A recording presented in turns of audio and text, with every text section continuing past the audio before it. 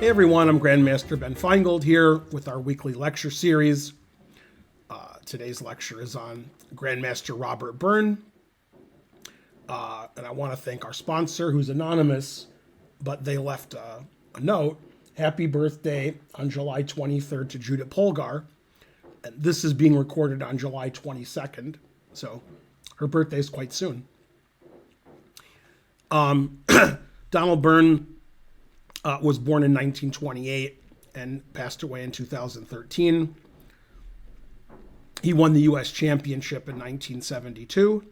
He was a World Championship candidate in 74, where he lost candidates match to Boris Spassky. And in between their chess games, Spassky and Byrne could be found playing tennis with each other. He represented the U.S. 9 times in chess Olympiads, and he won 7 medals.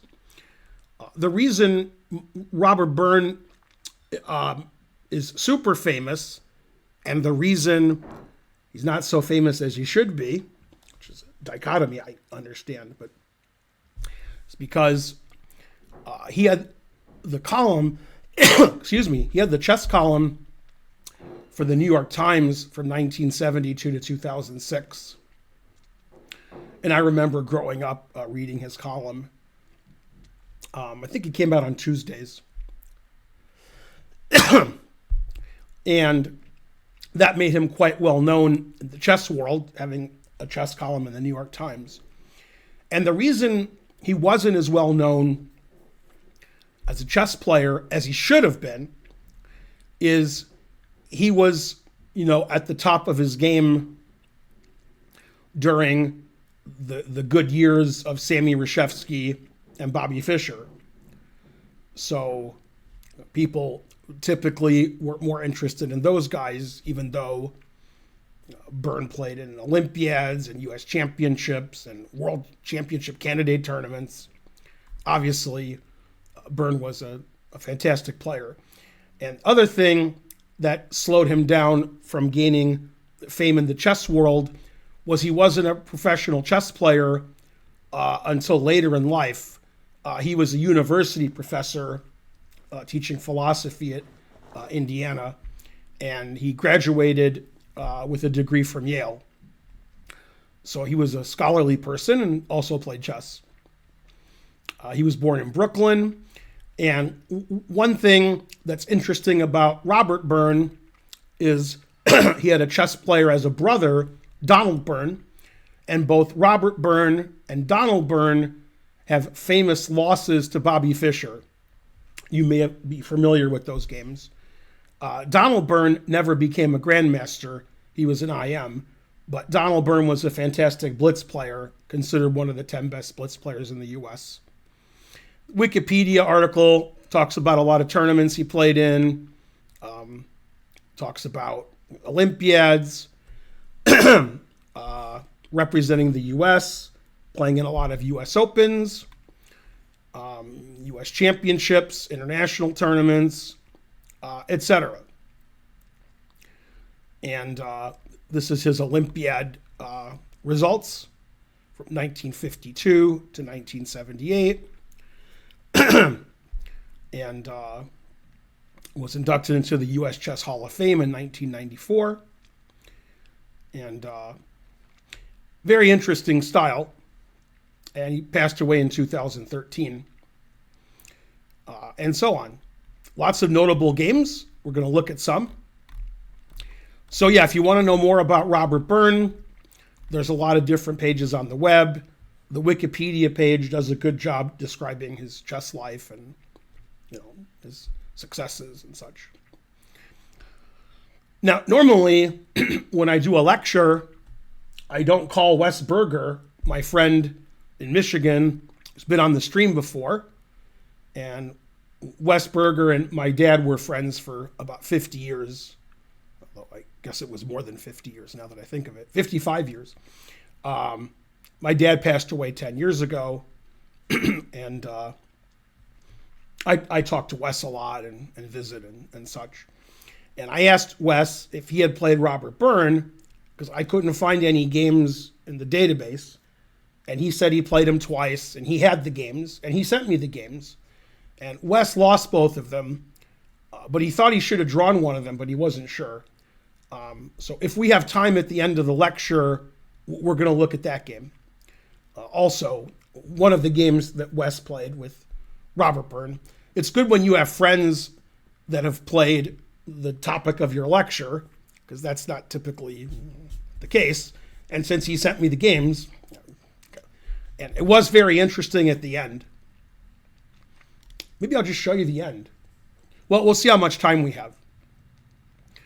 Okay, so first game is the game that Robert Byrne beat Bobby Fischer, which is not a famous game, because the game that Byrne lost to Fischer is a really famous game. This game was played in the U.S. Championship in 1965. The famous game that Robert Byrne lost to Fischer, Robert Byrne was white in some kind of symmetrical Grunfeld. But this game, Byrne was black, and he played the French defense. And interesting to note for me, in the Tarish variation, Byrne played the move that I used to play when I played the French defense a lot. The most common moves are knight f6 and c5. And if you look at a Grandmaster game, that's probably 90% of the games. But Byrne played the Guillemard variation, named after your favorite Grandmaster Carlos Guillemard, knight c6, which attacks the pawn on d4. And Fischer played an unusual move here. Typically, they play knight gf3, and Fischer played c3, which is also okay. And after c3, black shows the idea of knight c6 and plays e5, which black can't play if white had played knight gf3. Okay, so they traded, and this position I don't think gives white any advantage, so this isn't a common way for white to play.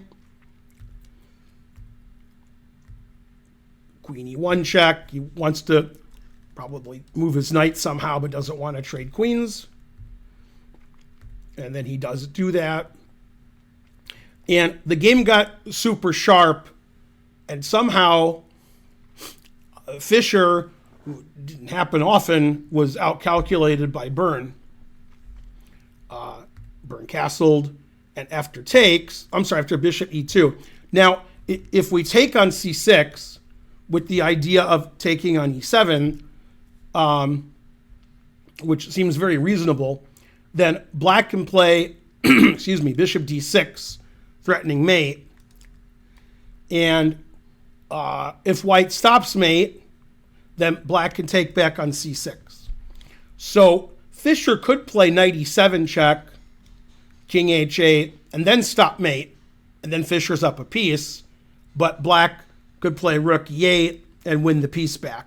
Of course, white has to stop checkmate. So white can stop checkmate several ways, and then rook e8 gets the piece back.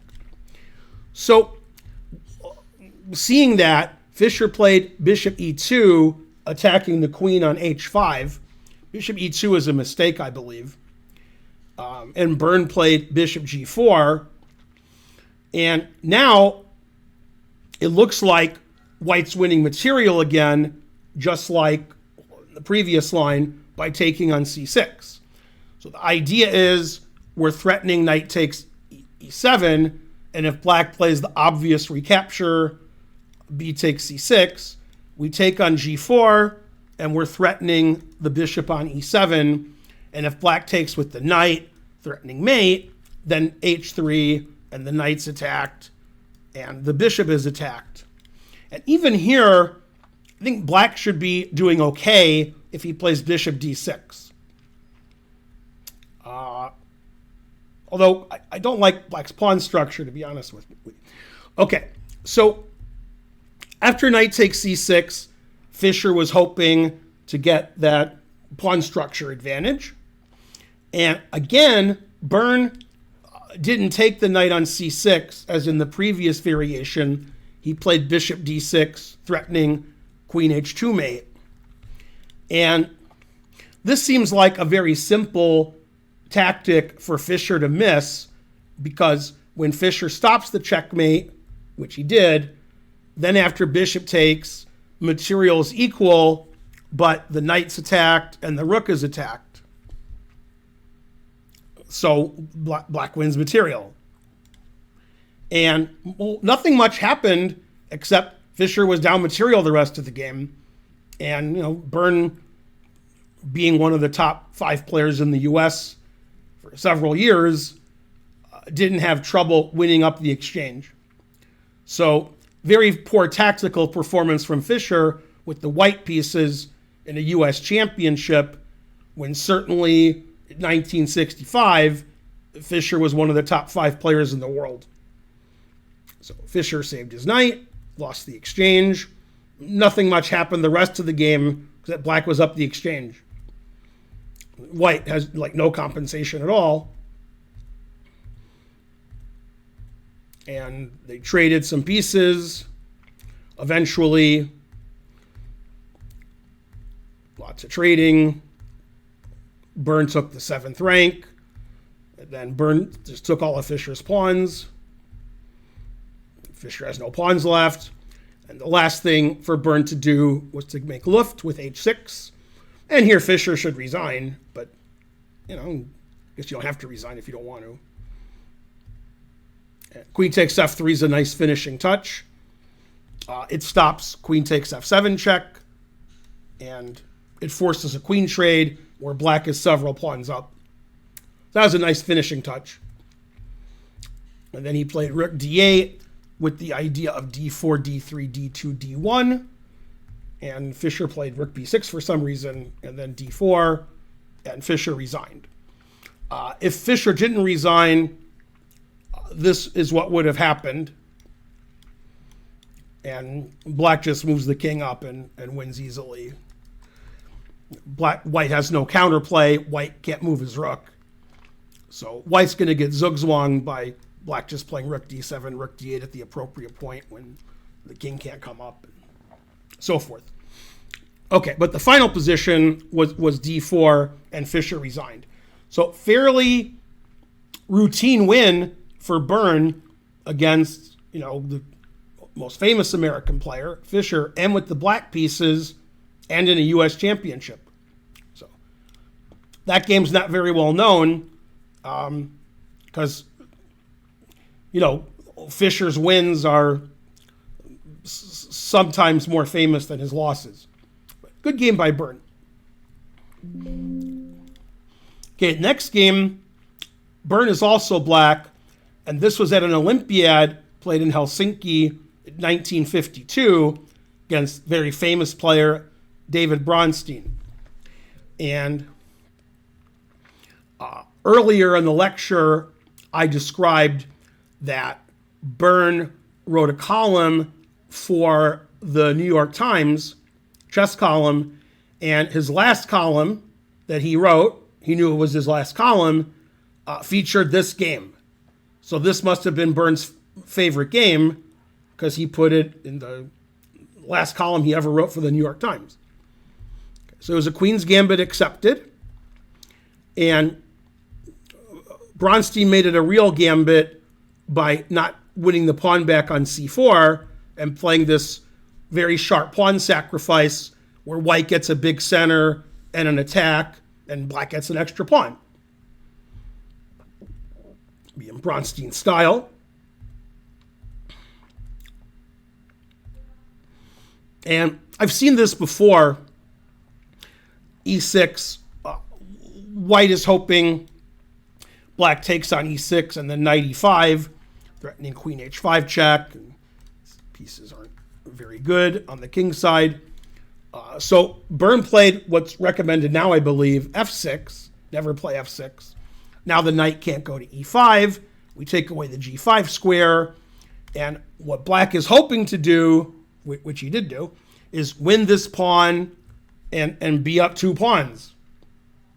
And white doesn't have any way to attack. Okay, g3, queen d5, threatening the knight. Check.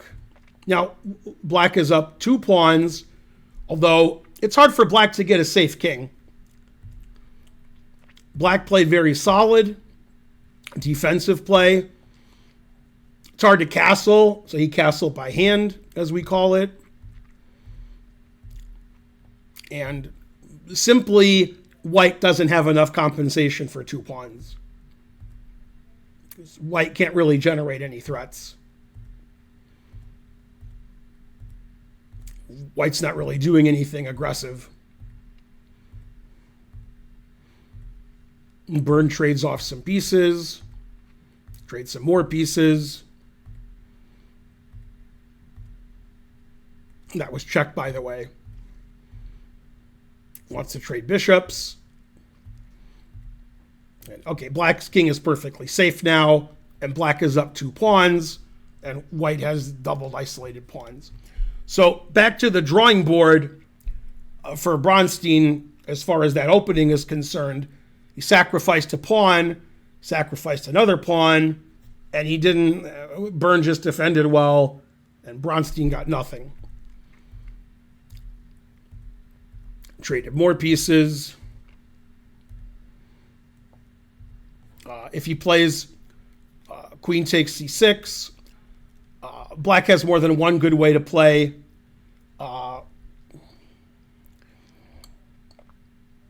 Interesting would be to take and play b4, but I think just rook takes c5 is a simple way to win. So he played queen h3, giving up another pawn. Not resigning for some reason, down 3 pawns. And here he resigned. I think they made time control and they were going to adjourn the game. So he was like, all right, never mind. So again, sort of like with the Fischer game, a very easy win with the black pieces against a world-class player. Seemed like black was equal out of the opening immediately, then he was better immediately, then he was winning immediately, and then his technique was pretty good, and white never got any threats going.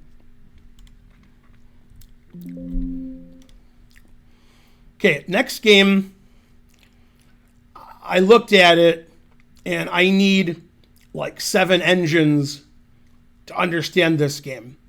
This game was super complicated, and for me, this is my favorite Byrne game. But I don't understand it. It's too complicated. It's the game Byrne is white against Larry Evans, and this was at the same U.S. championship in '65 where we saw Byrne beat Fischer.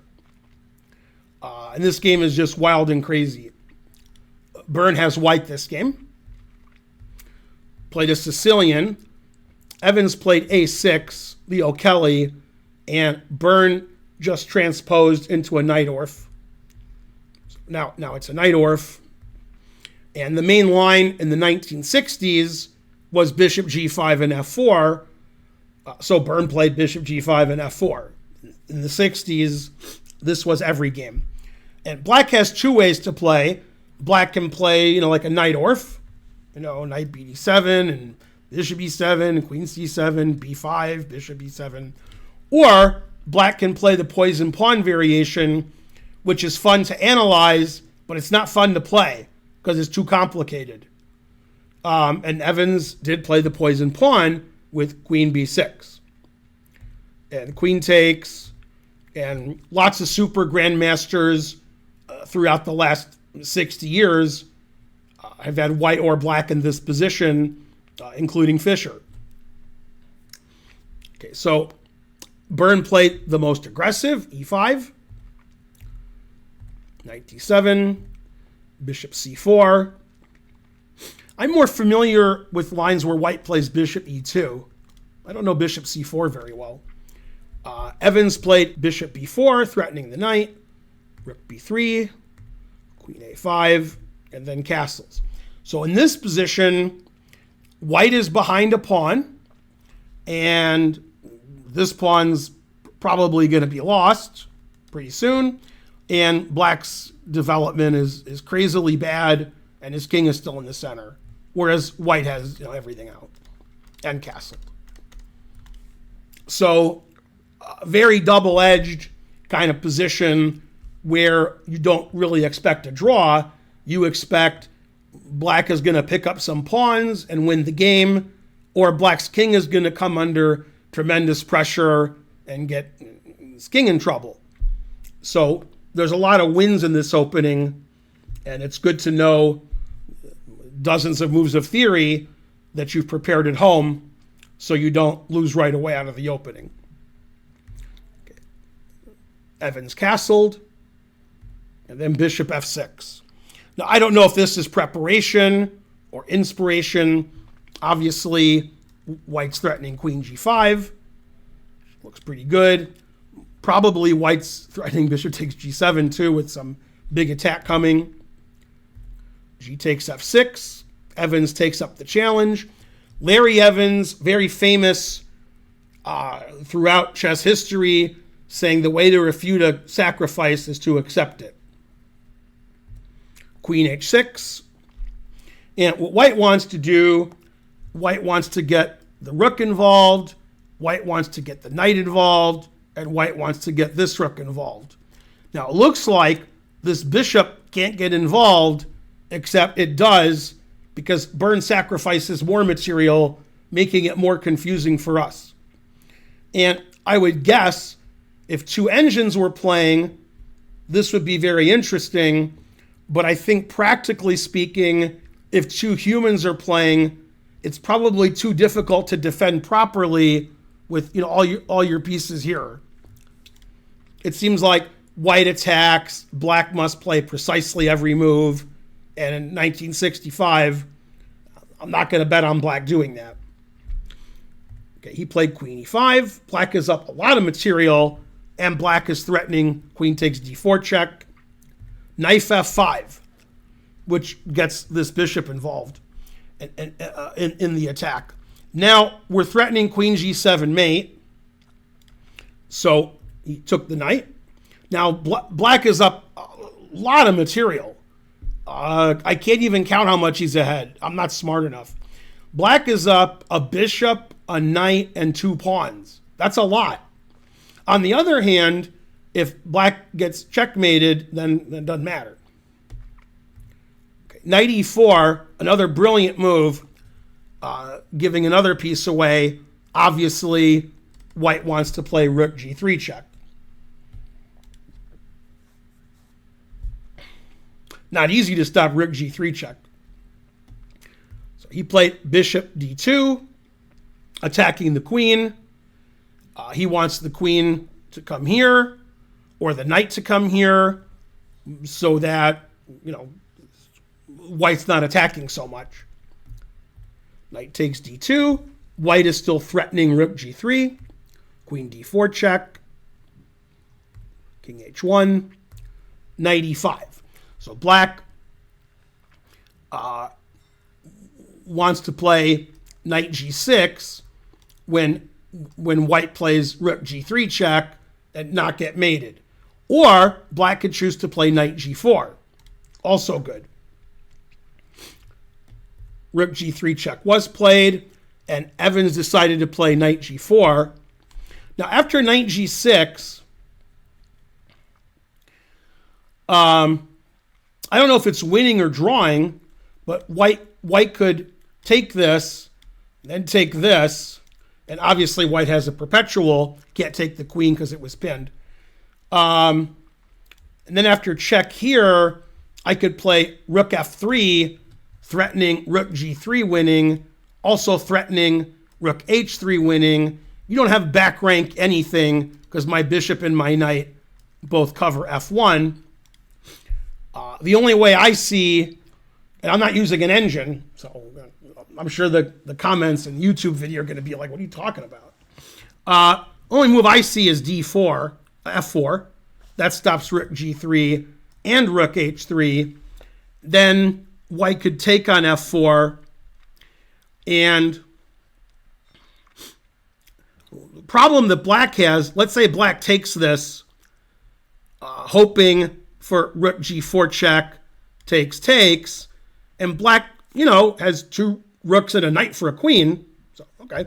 But instead, white can play queen g6 check because the f pawn is pinned and then rook h4 mate. Well, it's not mate, but it'll be mate next move. So if I had black, I'm not saying white's winning, although I am. I would be terrified because white has a perpetual check and white can play for a win, and these pieces are absurd. It's like white's up material. So knight g4 makes sense to me. That move makes more sense to me than knight g6. Okay. h3, and somehow if white can play hg next move, then he's gotten all his pieces back. Queen e5, attacking the rook on g3. If the rook on g3 moves, queen h2 is mate. So that'd be funny if white got mated. Rook f4, preventing queen takes rook on g3. And if it was white's turn to move, white would take on g4. White's not down any pieces, and white has a mating attack. So Evans played queen e1 check. We can't play king h2 because it's illegal. There's a knight on g4. So he played knight f1. Now, tactical melee ensued. Queen takes g3. You may have been wondering, if you're new to chess, why the last 5 moves, black hasn't played knight takes queen. And that's because the knight's pinned. So it's illegal. However, after queen takes g3, now knight takes queen is black's next move. So if white just recaptures the queen, the attack is over, and black has too many extra pieces to count. Nobody can count that high. So instead of taking the queen, Byrne plays rook takes g4 check, which stops black from playing knight takes queen, and yet black's queen is going to be lost now, no matter what he does. So he decided to get a rook for his queen. And this position, if you're just counting, points and pawns and pieces, and you're not looking at what's going on in the game, black is ahead material. Even though black lost his queen, he has 2 rooks and 2 pawns for a queen. However, white wants to play knight g3, knight h5, and mate, and knight takes f6 is going to be mate, and black's pieces are still undeveloped. So white still has a mating attack, and the material that he's behind is very slight. I mean, white's down a little material, but black is getting mated. Knight d7, knight g3, threatening knight h5, king h8, bishop d3. The reason black played king h8 was to play rook g8 in case of knight h5. So now white plays bishop f5 and wants to take and play queen h7 mate. Rook g8, take, plays rook g6. If he plays rook g7, which looks better, now we play knight h5, and the truth hurts. Talk about all of your pieces attacking. So rook g6, take, and this position, again, if you're a bean counter, it's about equal. Black has a rook, bishop, and pawn for a queen, but black's pieces are still bad on the queen side. Knight e4, white's threatening to take on f6 because this knight is overworked. It's defending queen f8 mate, and it's defending f6. So we'll make a silly move, knight f6. Oh, I thought this was mate, but I have knight g8. That's what you get for not using an engine. So actually, white doesn't have a big threat here, but white stopped black from moving the knight, because if the knight moves, we take this. If you don't move the knight, you can't move your bishop. Don't move the bishop, you can't move your rook. So knight e4 ties down black's pieces. He played b5 to play bishop b7. g5, now we're really threatening f6. Knight f6. Plays knight f8. He could take this and then play rook g8, stopping mate, and then f7 wins immediately. So he has to play knight f8. Queen h2, brilliant move. The queen's coming to c7 or d6 and becoming active. Bishop c8's a funny move. Queen e5. Knight d7 check. And that attacks the knight because it interferes with the bishop. King g8 loses the knight. So knight g7 is forced. Oh, he resigned. Knight g7 is forced, but then I play knight b6. Forking your rook and bishop. If you play rook b8, I take it. If you play rook a7, I take this. So after knight d7 check, Evans resigned. So that was not a fun game for Larry Evans. White was having all the fun. And I really liked that game because Byrne was sacrificing piece after piece to get to Black's king, and eventually he got to Black's king. So it's nice to play a game like that and beat Fischer with Black in the same tournament. And those anonymous guys, they know who to sponsor a lecture on. Okay, next game was played in the U.S. Open in 1963 in Chicago between Byrne as white and Gligoric as black. I've done a lecture on Gligoric, great players of the past. And I called my friend Wes, and I asked him, in 1963, did you or my dad go to Chicago and play in the U.S. Open? And he said no. I mean, usually Wes says, I can't remember, because, you know, it was 60 years ago. He was like, no, we didn't go to that tournament. So, because my dad and Wes Burgar went to many U.S. Opens in the 60s and 70s, but they didn't go to this one. This is the same year that my dad played Bobby Fischer. I think Byrne was at that tournament also, the Western Open in Bay City, Michigan. Okay, Gligoric, a world-class player. He played the King's Indian, which Gligoric is known for. Byrne also played the King's Indian. And they played a line which was supposedly is boring. D5 is the interesting move.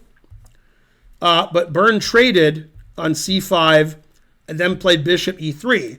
So we have symmetrical pawn structure where you could argue white is slightly better because white has, you know, extra development. White's turn in a symmetrical position, so you prefer white. Queen a5 defends the pawn. Bishop d2, lining up the bishop with the queen. Gligoric doesn't care. Attacks the queen by discovery. And then knight h4. Byrne not only wants to take the bishop and get the two bishops, he wants to build a strong pawn center, which he's actually able to do. Bishop c3, he wants to trade dark squared bishops if possible. And opening has worked out really well for white. f4 and e4. So white has all the space, black is very passive, and knight h4 move really worked out well. Knight takes, pawn takes, knight d4. He gets a really nice knight on d4. Attacks the center. And Byrne plays e5. Now, in this position, if white takes the knight and black takes back with the pawn, loses his queen. However, black doesn't take with the pawn, black takes with the bishop. So, that is why Byrne played the move e5. Now, if you just take a pawn, then you're losing your knight because your c-pawn is pinned, and I've blocked out your bishop on g7. So after e5, he has to do something about it. Plays knight b5, bishop b4. Now, if I had white, it would be hard for you to stop me from playing d6. But I'm glad that he didn't play d6 because this is a lot more interesting. So bishop b4 attacks the c-pawn, and if you defend the c-pawn, then I'll play d6. He did. d6, bishop c6. Again, you can't take the bishop because you lose your queen. So bishop c6, bishop takes c5. Bishop takes c5 is super complicated tactical measure when probably if white just wanted to be better, white could move the bishop away and have this strong pawn center. But bishop takes c5 shows deep calculation. Okay, so obviously, if you take the bishop and I take, your bishop on c6 isn't doing good. There's no way to protect it. So white's completely winning here. So Gligoric took the bishop on g2. Bishop takes b6. And all the pieces on the board are hanging, confusing the audience. And this was before engines. So I don't know how they analyzed this later. The black queen is attacked. The black rook is attacked. The black bishop is attacked. And the white rook on f1 is attacked. And the white bishop on b6 is attacked. And currently, black is up a piece. Currently. And white has a couple of pawns for the piece and a monster pawn center. Okay, first things first, black's queen is attacked. So queen b7, bishop takes d8, bishop takes f1. And for white to play this way with bishop takes c5, the piece sacrifice that started it all, then white had to see the move that he played here, which is not obvious. Because in this position, black is up a piece for 2 pawns. You don't want to give up a piece unless you know what you're doing. And Byrne plays the brilliant move, bishop to e7, because strangely, maybe, I find it strange, the black bishop on f1 is trapped. And with the bishop on e7, white also would like to play d7, d8 queen. But I mean, if I take the bishop on f1, I'm up 2 pawns, and I have that monster center, which is completely winning. So when he played bishop takes c5, I'm sure that he saw bishop takes b6, bishop takes d8, bishop e7, and I'm winning.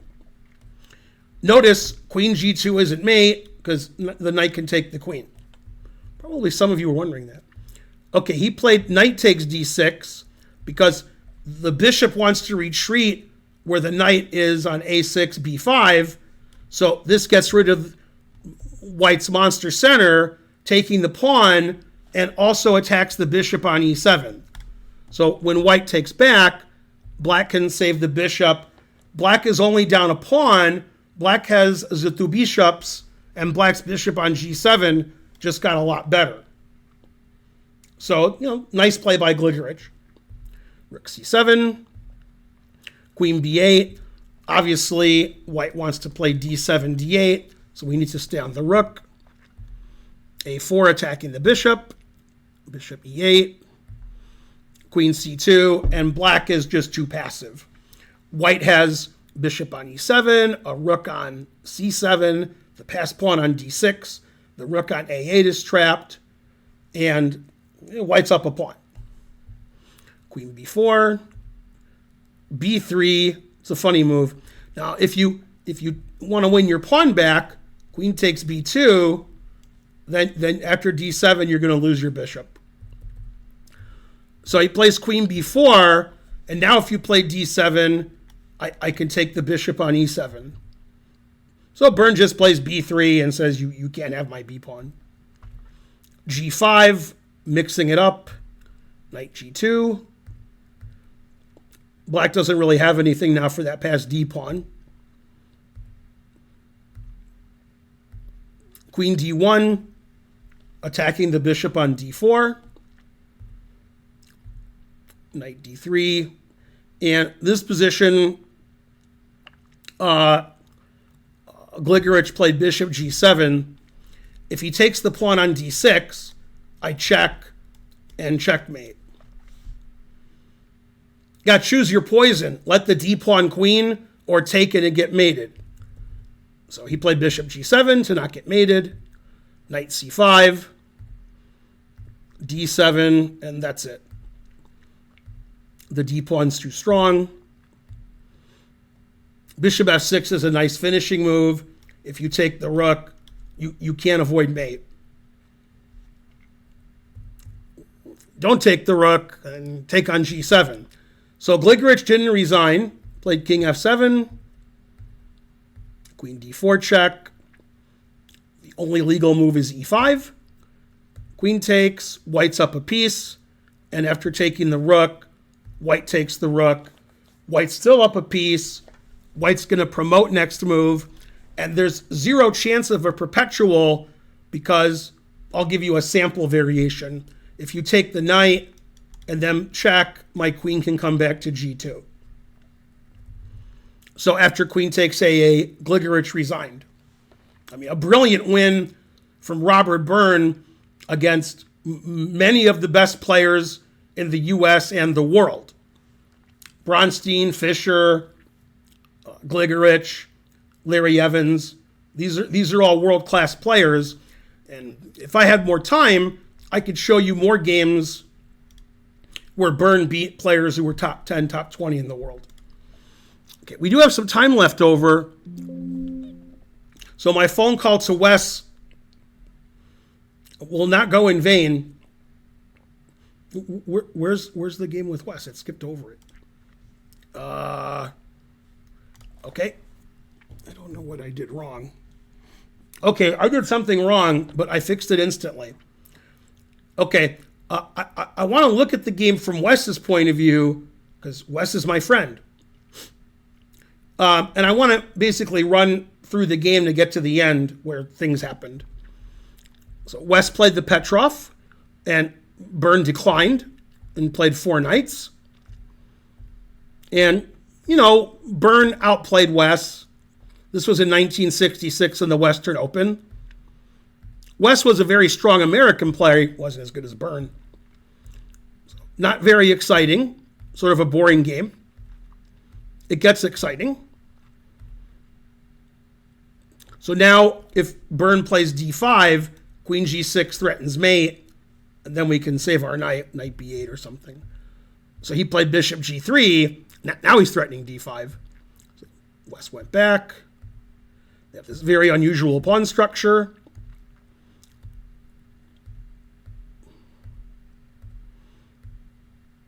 Pretty fascinating game. White has a big space advantage in the center.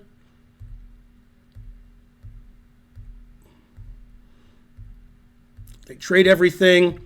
I don't know if I've ever seen this pawn structure in the center. Wes's rook is attacked. So obviously, white's much better. But if somehow black can get rid of all the pawns, then he has good drawing chances.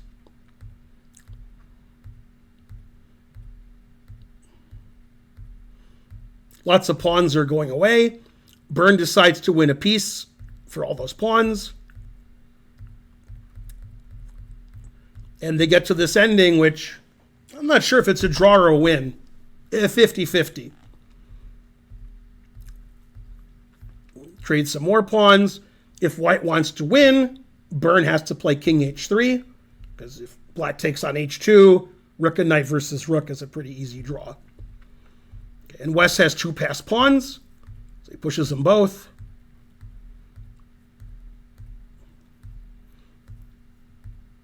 The engine says this is a draw. It says both players are playing fine.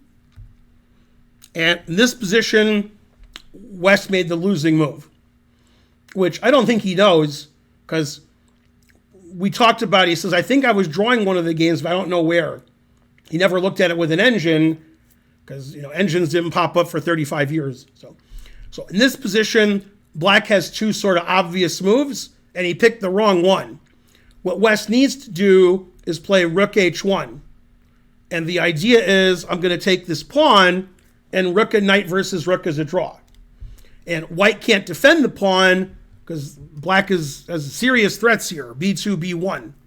So the engine says takes, and then it says draw. Now, Wes may have lost this endgame, maybe, but it's a drawn endgame. It's not clear that he would have drawn, but it's most likely he would have drawn if he had played rook h1. Instead, he played b2, which looks like the same thing. Like if you play rook b3, I play rook here, and it's the same thing. Takes, draw. And rook h2 doesn't win the rook because knight g2. So Wes probably thought b2 draws and was probably not happy that Byrne played knight d1. And in this position, you can't take the knight because the rook stops the pawn. And if it's white's turn to move, like let's play here, then white plays rook d2 and takes the pawn. White's winning.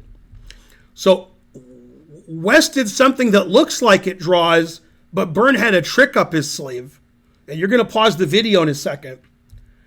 He played rook c1. How does white win this position? It's actually very nice.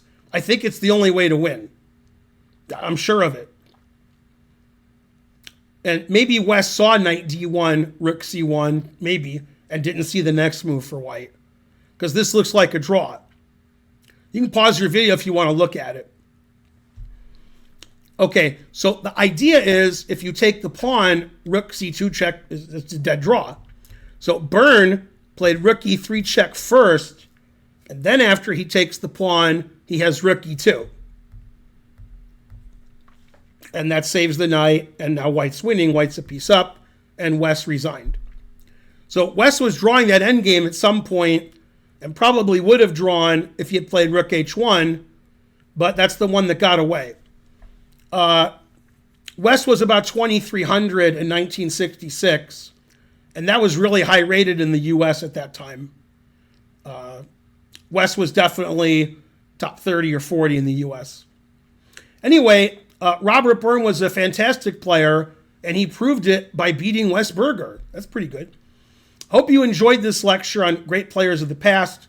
If you'd like to sponsor a lecture, please contact my wife, Karen.